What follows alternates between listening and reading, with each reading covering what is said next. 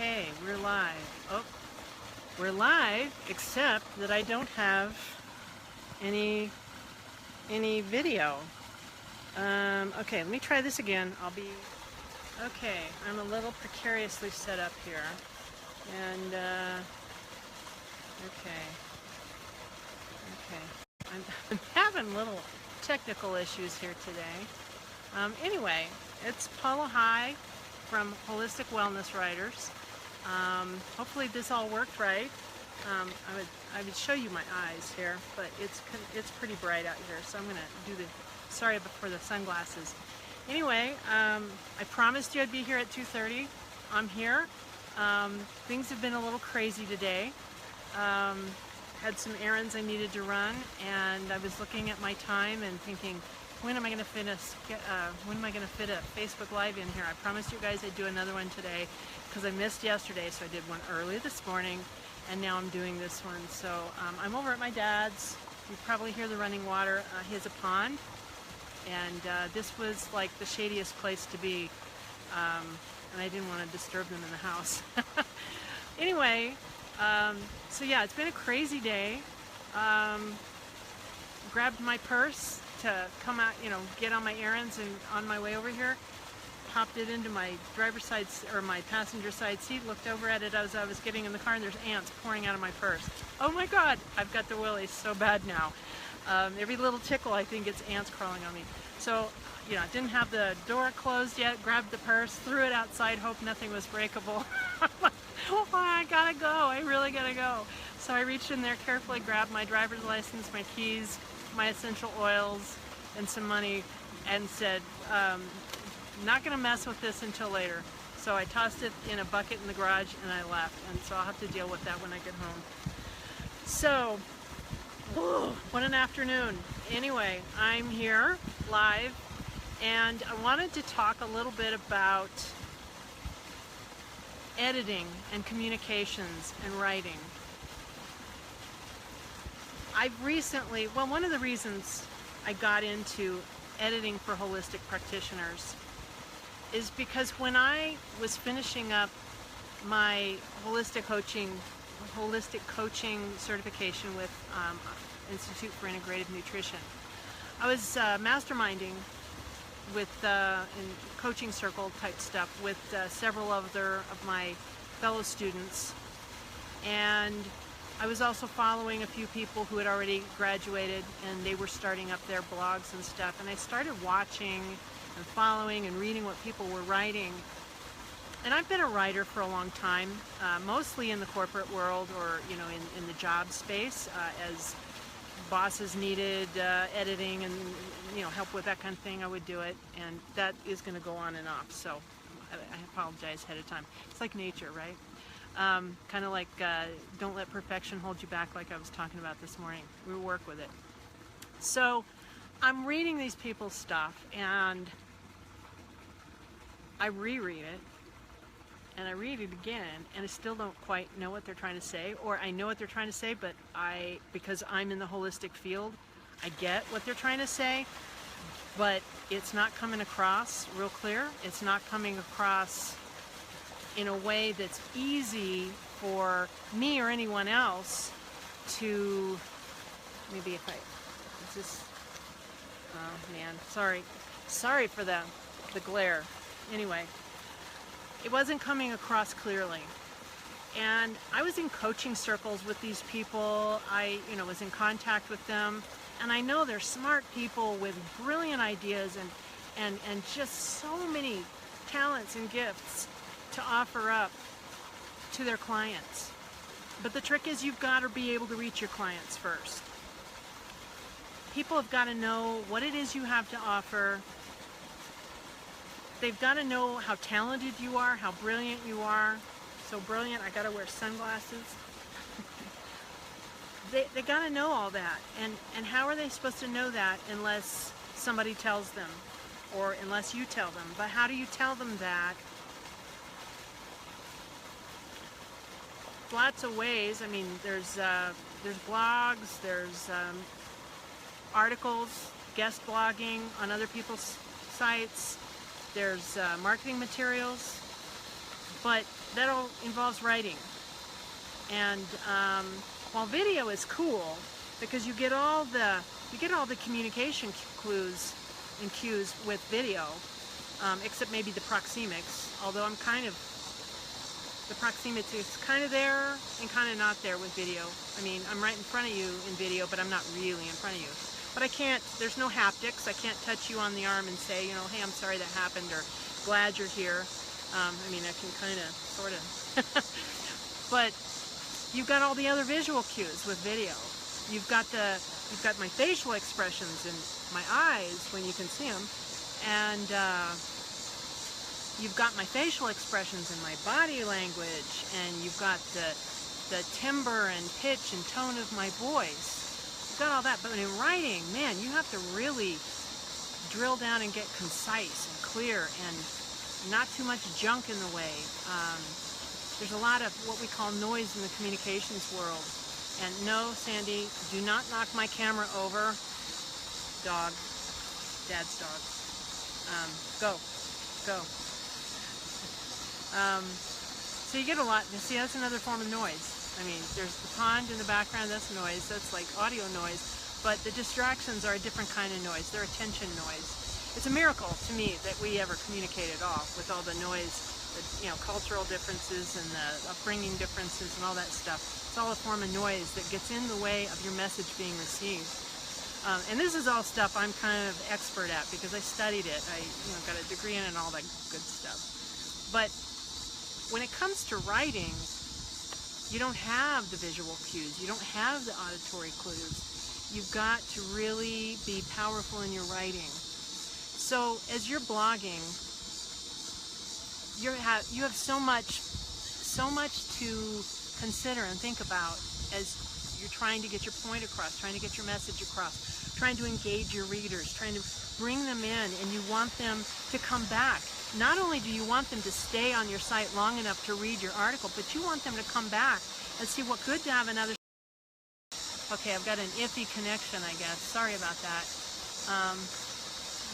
We work with it the best we can. I've encountered a handful of people, I don't know where it cut off there, but I've encountered a handful of people in the last couple of years who think, oh, well, you know, I'm an English major, or I'm an English teacher, or I'm whatever. I'm a really good writer. I don't need an editor. Okay. Okay. You will do what you will do. That's fine. And I'm not saying they're not good. It's just that a second pair of eyes, somebody catching the stuff, because you know those things that go around the internet that, you know, they're all jumbled up and backwards, and they got little numbers for the T's and, you know, 7s for the T's, and they're like, if you can, you know, it's backwards, and if you can read this, then you are, you know, that's great. Yeah, the brain can take stuff and turn it around and figure it out. That's the problem, though, with writing and not using an editor, because you're so familiar with the stuff you're writing that your brain knows what's supposed to be there, and your eyes will correct. Your brain will correct for it, and you won't see that you have 2 thes in a row, or that you missed a word here, or that you used the wrong form of there in there. There's a lot of stuff your brain will auto-correct for you because it knows. I mean, you'll catch some of it, sure, but there's a lot of it you won't catch. But here's the other thing. As I was, like I said, I was, you know, going through and finishing up my certification, and I was reading various things that other students had written, and there were a few people, and even more recently, gone to somebody's blog, and they've got this long ass paragraph. Oh my God, this paragraph is like a whole page. Well, you know, with a web page, a page is more than just a notebook page. I mean, it went on and on and on and on. There were no paragraph breaks whatsoever. Technology, life ain't perfect, right? So where was I? Oh yes, this large, big block of text. I'm sure the person had lots of really great information to impart. And from what I saw, there were some good tidbits, but the they moved to try and get a better connection. Sorry, it's hot out there anyway, and noisy. So, Now I've lost track of where I was. Technology, great. So, yeah, and I'm not even sure where it cut out. Anyway, I'll go back and review this and figure out what points I missed, and I will give them to you later. But the point was this big long piece of text that was supposed to be a blog. It was basically a bunch of sentences thrown together in a giant long-ass paragraph that my eyes could not handle, my brain could not get around, and I didn't get to finish, even though I really, really wanted to finish reading this person's post. I couldn't get through it. Too many ideas going through, not enough white space to invite the reader in. If your reader has to work too hard to get through your writing, your post, your book, your whatever it is, they're not gonna bother with it. Frankly, I mean, we've talked about the diminishing attention span of our society because of the internet. Things have to be formatted correctly. You have to have enough white space in there. If you're doing blogs, or if you're doing any kind of promotional materials, you've got to have compelling headlines and subheadlines so that they can skim through and find your information. And it's almost, your subheads are almost like opening the door and revealing a very inviting, comfortable couch in a living room, and in the cold days of winter, a nice cozy fire. So your headline and your subheads are kind of like opening the door to that inviting space and asking them to come in and spend some time with you. And when they come in and spend some time, they read. If you don't have that, they're not going to stay. And if they don't stay, they may never come back. You may not ever get another chance to bring them into your space and show them how brilliant you are and all the amazing gifts you have to offer, and your talents. And that would be a shame. That would really be a shame to lose them like that. You don't want them going to your competitor and signing up with them and not knowing that you could have done exactly what they needed. And again, because I've lost connection a couple of times, I'm a little, I'm not sure what you caught and what I was able to do there as far as explaining and where it cut out. Bottom line, the reason you want to work with an editor is to help you figure out, get another set of eyes, figure out, if you left a word out, if you used the wrong form of there, if you got two thes in a row, well, a whole bunch of those things. If there's a way to say what you want to say with fewer words that's more concise, more clear, more compelling, an editor can help you do that. I help do that. I have an editor's eye and a healer's heart because I'm a holistic healer as well. I understand the niche, and so I help people. Quick story, one of my first clients, holistic health coach, she's now getting her master's in functional medicine. She came to me saying, I'm taking this book writing course. Seemed like a really great idea, and now that I'm into it, oh my God, I think I'm over my head. I write like crap. I don't know how to do this. I write like crap, and I said, calm down. Let's look at it. She had gotten started. She was not finished with her book yet. She had gotten started, and it was kind of a tangled mess. She knew that ahead of time. I knew that going in. One or two of the chapters in particular were dealing with, this was about her story and how she got into holistic wellness. And there were a couple of chapters that were seethingly, how shall I say, she was very angry. She was still feeling a lot of anger about this one segment of her story and her interaction with this individual. And I knew going in, as I was reading it, that this is not the way you want your book to be. This is not what you want in your finished book. But I recognized that she was still processing that anger and that frustration and that what felt like a betrayal in a lot of ways for her, and she was still processing it. So we set that chapter aside for a while because I knew she needed to feel it and be with it in order to release it. So I figured we'll work on that later. We'll do some coaching over that whole chapter, and we'll will get her past the worst of that so she can release it and breathe through it, and it will be a part of her book that is in her past, not something that she's still actively, chewing on.